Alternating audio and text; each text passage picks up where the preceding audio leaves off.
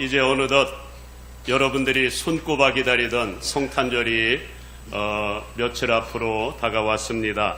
여러분들은 지금까지 신앙생활을 하시면서 1년 중 언제가 가장 행복하고 신나고 즐거우셨는지요?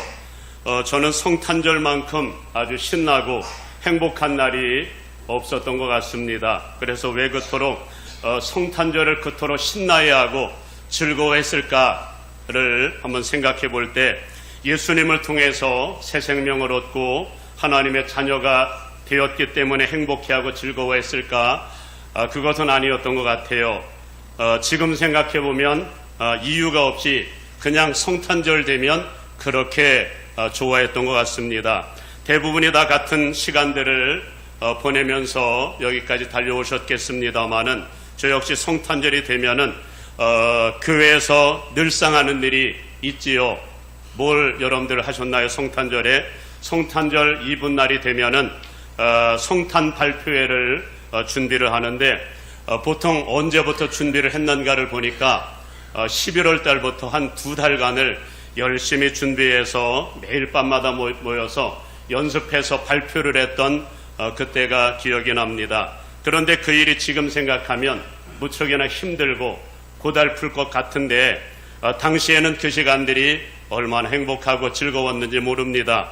또 성탄절이 되면 매년 하는 것이 있었는데 2부 행사가 끝나게 되면 젊은 사람들이 모여가지고 선물 교환을 늘상 했었거든요.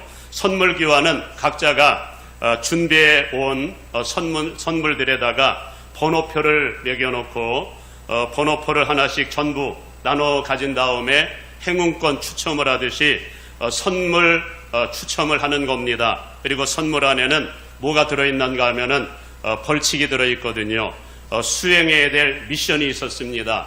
미션을 해야만 선물을 주다 보니까 정말 웃음바다가 되는 그런 시간들을 보냈거든요. 이렇게 하다 보면 어느덧 밤 11시가 되고 12시가 되면은 또 여전도회에서 맛있는 떡국을 끓여오셔서 맛있는 저녁을 먹고 나서는 새벽 1시나 2시경이 되면은 그때가 되면 또 늘상 했던 게 있습니다. 뭐냐면은 새벽성을, 요즘은 새벽성을 도는 교회들이 있는지 잘 모르겠습니다만은 옛날에는 새벽성을 해마다 돌았거든요. 옛날에는 겨울이 왜 이렇게 추웠던지 그럼에도 불구하고 새벽성도는 그 시간이 행복하다 보니까 전혀 춥지가 않은 겁니다. 피곤하지도 않고요.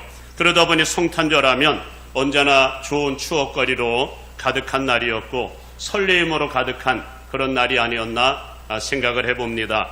그런데 지금 생각해보면 주의 자녀들이 모여서 신나게 놀고 즐기는 것도 물론 좋은 일이지요. 교회는 떠들썩한 게 좋기는 한 것 같습니다만은 조금 더 영적인 철이 들었더라면 성탄절의 주인공이 누구입니까? 예수님 아닙니까? 그렇다면 좀 더 예수님을 생각하면서 어떻게 그분을 뜨겁게 만날 수 있을까? 어떻게 하면 주님을 좀 더 기쁘시게 해드릴 수 있을까?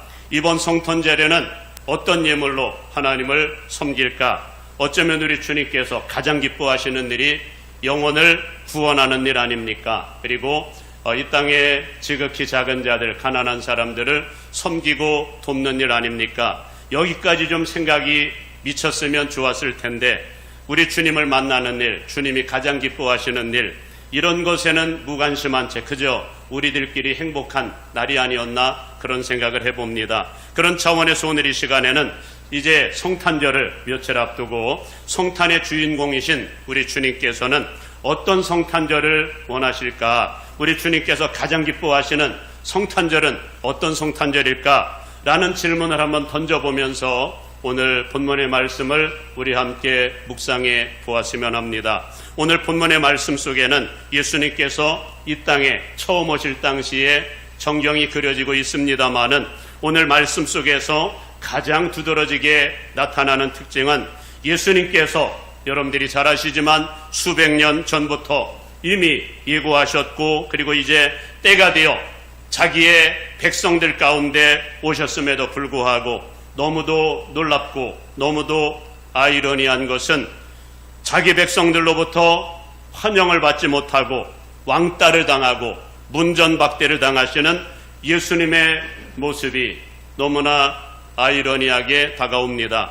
이를테면 여러분 오늘 말씀에 의하면 당시 이스라엘 백성들 가운데서는 아무도 깨어있는 사람이 없어서 아기 예수님께서 이 땅에 오셨음에도 불구하고 아무도 이 사실을 알지도 못하고 찾아가서 경배하는 사람도 아무도 없을 때 놀랍게도 하나님께서는 이방 사람인 동방 박사들을 통해서 예수 그리스도의 탄생 소식을 알리는 것도 놀랍고요. 또 그들만이 가서 하나님께 경배하고 있는 모습 또한 너무나도 놀랍게 다가옵니다. 그러나 더 어처구니 없고 더 아이러니한 장면은 당시 상황을 보면은 당시 예루살렘에 사는 이스라엘 백성들이 예수님의 탄생 소식을 듣지 못한 것은 아니었습니다. 하나님께서는 어쩌면 의도성을 갖고 동방 박사들로 하여금 베들레헴 마굿간을 단번에 찾지 못하게 만드시고 길을 잘못 들게 만드셔서 어디로 가게 만드셨을까요? 베들레헴이 아니고 먼저 좀 더 위에 떨어져 있는 예루살렘으로 가게 만드셔서 예수 그리스도의 탄생 소식을 모든 예루살렘 가운데 선포하게 하셨거든요. 그렇다면 여러분 수천 년 내지 수백 년 전부터 학수고대하던 예수 그리스도께서 이 땅에 오셨다는 그런 소식을 들었으면 어떤 반응이 일어나야 할까요? 당연히 온 백성들이 예수 그리스도를 만나고자 하는 열망을 가지고 베들레헴을 향하여 달려가야 옳지 않을까요? 그런데 오늘 말씀에 의하면 이 기쁜 예수 그리스도의 탄생 소식을 듣고도 예루살렘 백성들 가운데서는 소동만 일어날 뿐 아무도 찾아가서 경배하는 사람이 없었다라고 하는 겁니다. 심지어 당시에 헤롯 왕은 너무도 뜻밖의 손님들 동방 박사들을 통해서 엄청난 이야기를 듣게 되지요. 유대인의 왕이 어디 계시뇨? 우리가 동방에서 그에게 경배하러 왔노라. 그러자 화들짝 놀란 헤롯이 대제사장들과 서기관들을 전부 소집을 한 겁니다. 그리고 예수 그리스도의 탄생에 대하여 묻자 당시 성경에 대하여 빠삭하게 알고 정확한 지식을 갖고 있었던 대제사장들과 서기관들이 정확하게 알려줍니다. 이사야 선지자의 예언의 글을 인용하여 말입니다. 유대 땅 베들레헴아, 너는 유다 고을 중에서 가장 작지 아니하도다. 내게서 한 다스리는 자가 나와서 내 백성 이스라엘의 목자가 되리라. 그렇다면 여러분 이야기를 들었으면 당시 백성들 가운데서는 어떤 반응이 일어나야 정상일까요?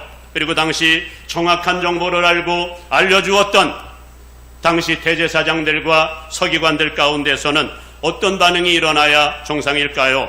모두가 다 기뻐하면서 유대인의 왕으로 오신 예수님을 만나기 위해서 또 그분께 경배하기 위해서 모두가 다 예수님을 찾아서 베들레헴을 향하여 달려가는 장면이 연출되어야 옳지 않을까요? 그런데 놀라운 사실은 예루살렘 백성들 가운데 단 한 사람도 이 소식을 듣고 베들레헴을 향해서 달려가는 사람이 한 사람도 없었다는 아이러니한 장면이 연출되고 있습니다.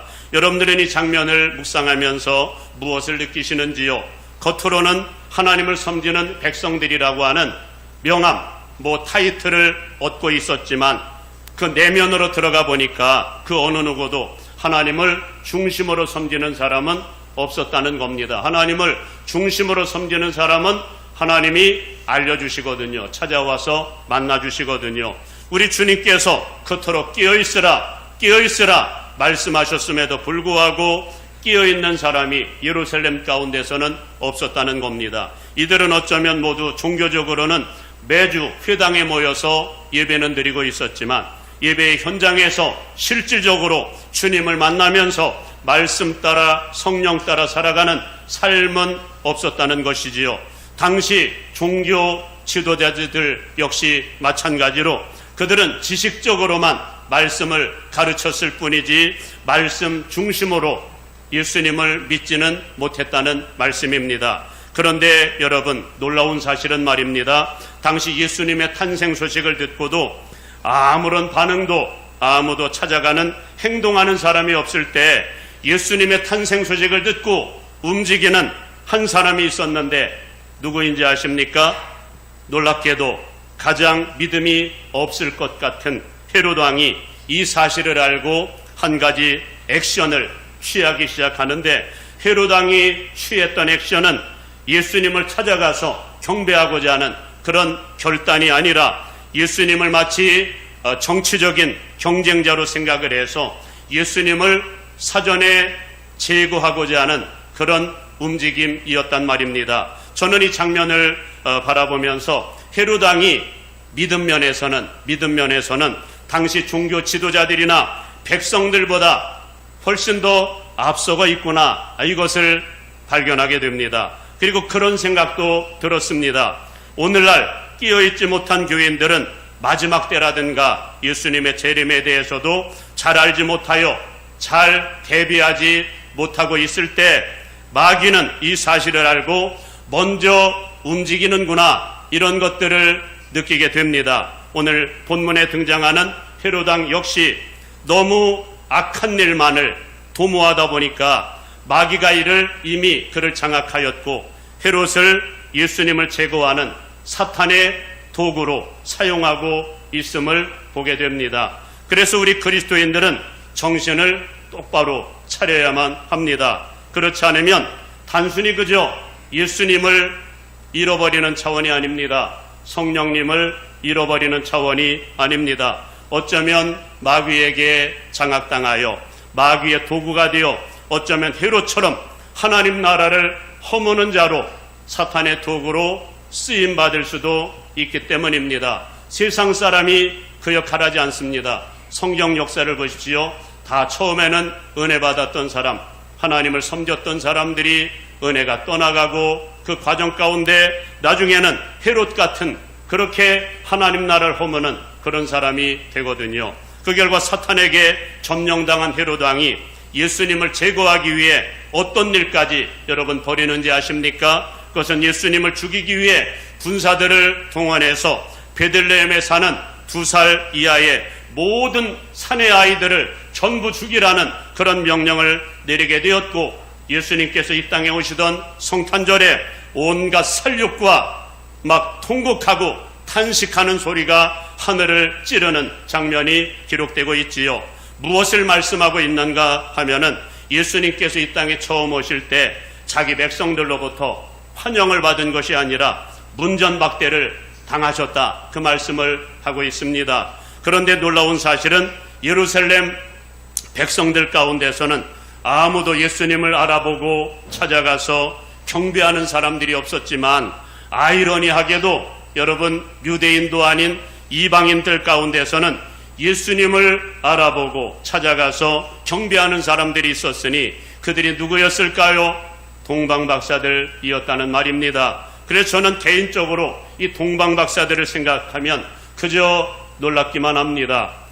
아니, 유대인도 아닌 이방 사람들이 어떻게 그리 동방에서 예수님의 탄생 소식을 듣고 축하하기 위해서 예수님의 왕 되심, 메시아 되심, 하나님 되심을 믿고 그 먼 동방에서 수천 킬로를 물을 건너 강을 건너 달려와서 예수님께 경배를 올려드릴 수 있었을까 하는 겁니다. 여러분, 이들의 믿음이 정말 대단하지 않습니까? 그래서 저는 1차적으로 이들이 도대체 누구이며 어떻게 예수님을 알게 되었을까를 한번 묵상을 해보았습니다. 이들이 태어날 때부터 무슨 영적인 신통력이 있어서 예수님을 알아보고 찾아가서 경배할 수 있었을까요? 그것은 아마도 추측컨대 주전 587년 남왕국 유다가 바벨론에 망하게 되면서 자그마치 70년간을 여러분들이 아시지만 바벨론의 포로가 된 적이 있었던 것을 기억하실 겁니다. 바로 그때 난세의 영웅이 나타난다는 말도 있듯이 위대한 주님의 뜻과 마음을 정확하게 아는 하나님의 사람이 나타났지요. 누구일까요?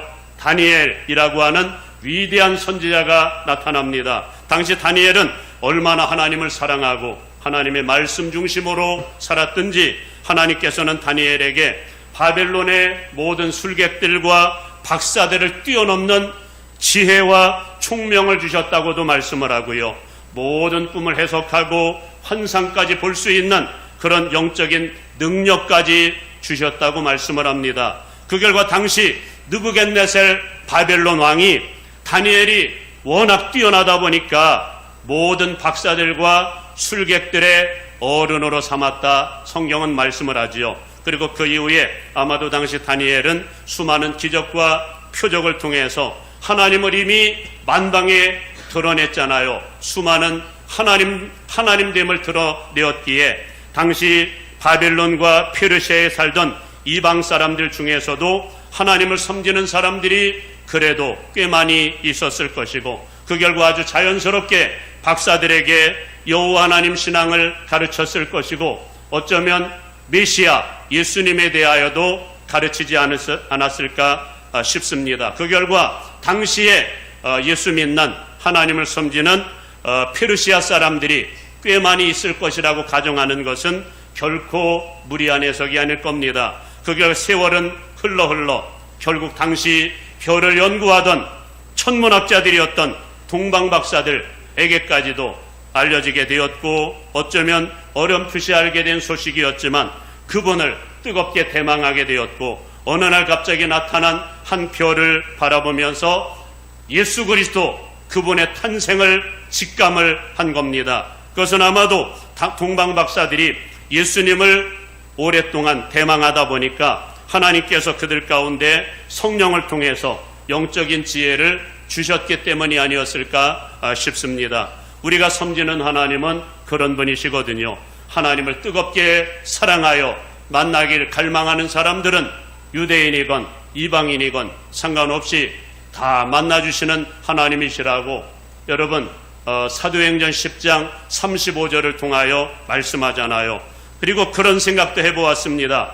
우리 하나님께서는 하나님의 백성들이 하나님을 알아보지 못해 하나님을 버리고 하나님의 말씀을 버리고 그분을 경배하지 아니하면 하나님은 하나님의 백성이 아닌 이방 사람들을 하나님의 백성으로 삼아서 찬양받으시고 영광을 받으신다는 사실 아십니까? 그런데 예수님께서 이 땅에 처음 오실 당시 여러분 하나님을 섬긴다고 하는 하나님의 백성들의 영적 상태를 보면 우리가 지난주에도 말씀을 나누었지만 당시의 상황은 암흑기로 표현될 정도로 하나님의 백성들이 하나님과 하나님의 말씀을 버리고 있었거든요. 아니 하나님께서 하나님의 강력한 방법으로 권세와 능력으로 70년간의 바벨론 포로 생활을 끝장내시고 하나님의 능력으로 구원하사 본국으로 돌아오게 하셨으면 이제부터는 하나님과 맺은 언약의 말씀 가운데로 돌아가서 하나님을 잘 섬기면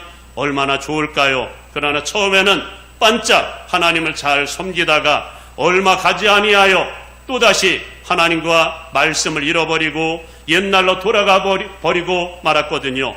물론 당시 예배도 있었고요. 하나님의 말씀도 듣고 있었지만 전혀 순종함이 없는 죽은 신앙의 사람들이었거든요. 그 결과 하나님께서는 어쩌면 하나님을 버리고 하나님께 대하여 무감각하게 살고 있는 이스라엘 백성들에게 영적인 경종을 울리시기 위해서 유대인이 아닌 이방 사람을 하나님의 도구로 사용하셔서 예수님의 탄생 소식을 증거하게 하셨다는 겁니다. 사랑하는 성도 여러분, 하나님의 백성들이 하나님과 하나님의 말씀을 버리면 자기 백성 아닌 이방 사람들을 하나님의 백성으로 삼으사 영광을 받으시는 하나님이시라는 사실 여러분 아십니까? 여러분 로마서 11장은 말씀을 합니다마는 선민인 유대인들의 불순종으로 인해서 이방인이었던 우리가 구원받아 하나님의 백성이 되었다고 선포하잖아요. 그렇다면 이 방법을 하나님은 유대인들에게만 적용을 하고 이방 가운데 돌아온 우리들 가운데는 적용하지 않으실까요? 우리 주님은 말씀하기를 선민 이스라엘 백성들조차 하나님과 하나님의 말씀을 버릴 때 참 감람나무에서 제하여 버리셨거늘 이방 가운데 돌아온 너희들이야 오죽하겠느냐 그런 말씀을 합니다. 그렇다면 여러분이 기쁜 소식을 통해서 예수님을 이제 중심으로 우리가 만났고 알게 되었다면 우리는 어떻게 예수님을 섬겨야 될까요? 어떻게 섬기기를 원하실까요? 하나님 오늘 본문의 주인공으로 등장하는 동방박사들로부터 그 해답과 비밀을 배우기를 원하십니다. 그 중에서도 가장 두드러지게 나타나는 특징은 이들은 아마도 구약 성경에 대해서 잘 알았을까요? 직접 듣지는 못했을 겁니다. 예수님에 대해서도 빠삭하게 알고 있었던 선민 이스라엘 백성들만큼 성경 지식을 갖고 있지는 못했었을 겁니다. 그저 단지 다니엘 때부터 구전으로 들려오던 이야기를 듣고 여호와 하나님을 섬기고 있었고 약속하신 메시아를 대망하고 있었을 뿐이었습니다. 그러나 우리가 여기서 주목해 볼 것이 있습니다. 그들은 비록 예수님에 대해서 많은 정보를 갖고 있지는 않았지만 아주 적은 지식으로도 예수님을 믿었다라고 하는 겁니다. 그 결과 그분을 만났으면 하는 거룩한 열망을 갖고 마치 그 안나와 시므온처럼 평생을 예수님 만나기 위해 학수고대 했는지 모릅니다. 그 결과 이렇게 주님을 학수고대하는 사람은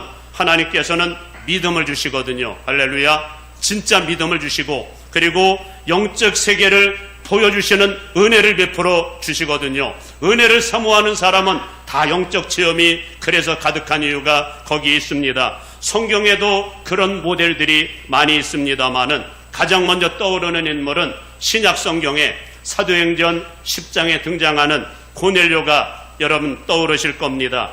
여러분 고넬료 떠오르시지요?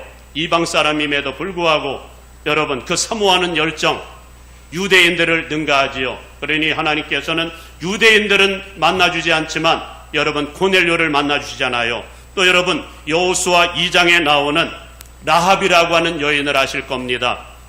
압니까? 모르십니까? 라합이라고 하는 여인. 이 라합 같은 경우는 하나님에 대해서 직접 들은 것이 없습니다. 우리처럼 복음의 말씀을 들은 적이 없습니다.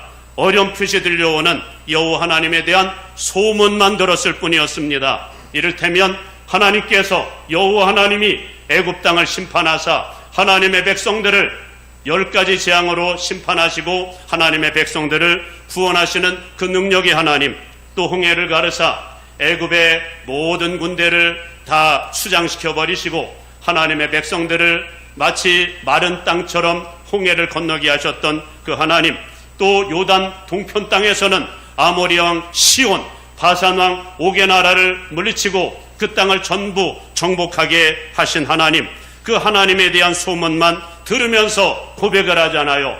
상천하지에 하늘과 땅에 진짜 하나님은 여호와 하나님뿐이 없다. 이거를 누구의 입술을 통하여 한 번도 하나님을 만나본 적도 없고 들어본 적도 없는 그저 소문으로만 들려오는 그 하나님을 듣고 강력하게 선포하는 장면이 나오지요. 그리고 여러분 소문으로 들은 그 하나님께 사활을 걸고 생명을 겁니다. 정탐꾼을 숨겨주면 생명을 잃어버릴 수도 있는 상황이었지만 누구를 선택을 했을까요?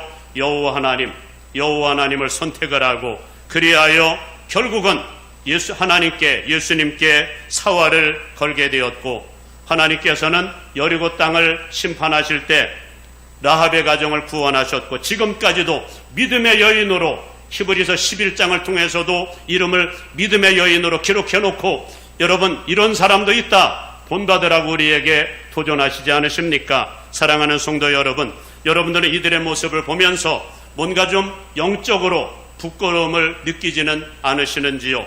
왜냐하면 이들은 예수님에 대해서 적은 정보를 듣고도 예수님만이 구세주이시고 하나님이시며 만왕의 왕이심을 알고 주님께 사활을 걸고 그분께 삶을 내어드렸던 사람들이었기 때문입니다. 그런데 지금 우리가 사는 이 시대는 얼마나 정보가 많습니까? 그래 안 그래요?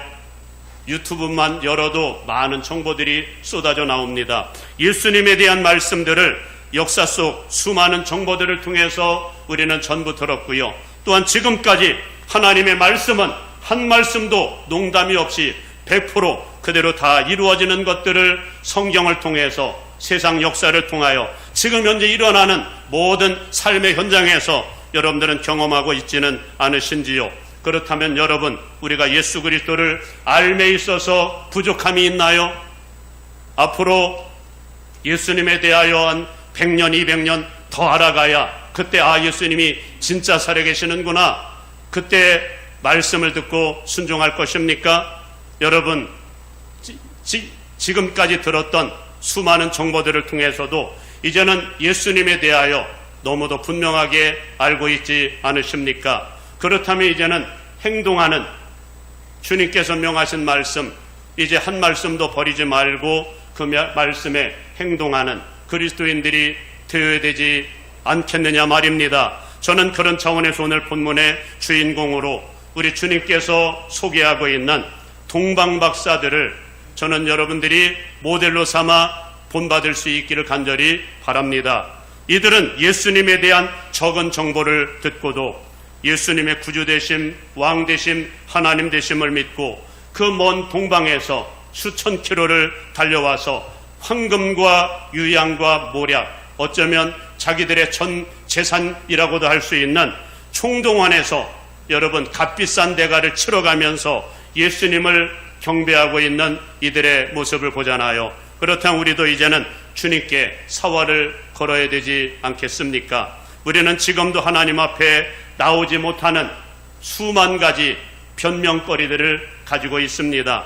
예배뿐만 아니고 기도 생활, 모든 사역에 있어서도 말입니다. 어떤 사람은 사업하느라 시간이 없어서 주님 앞에 나오지 못하겠다는 그런 사람들도 있고요. 어떤 사람은 직장 다니느라 너무 시간이 없어서, 어떤 사람은 세상에 감투를 쓴 것이 너무 많아서 그거 쫓아다니느라 시간이 없어서 하나님 앞에 나오지 못하겠다는 사람들도 있고요. 어떤 사람은 각종 계모임이나 취미 활동하느라 시간이 없다고 하는 그런 사람들도 있고요.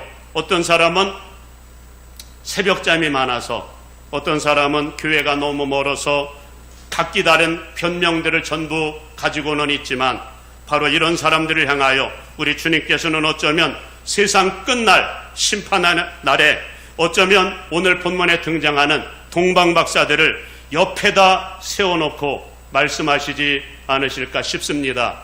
남방 여인을 옆에다 세워놓고, 혹은 또 이디오피아 여왕 간다게의 국고를 맡았던 내시, 예루살렘에 와서 예배했던 내시를 옆에 세우시고 말씀하실지 모릅니다. 우리로 하여금 어떤 변명도 그 입을 막아버리기 위해서 말이지요. 사랑하는 여러분, 이제는 정말이지 행동할 때입니다.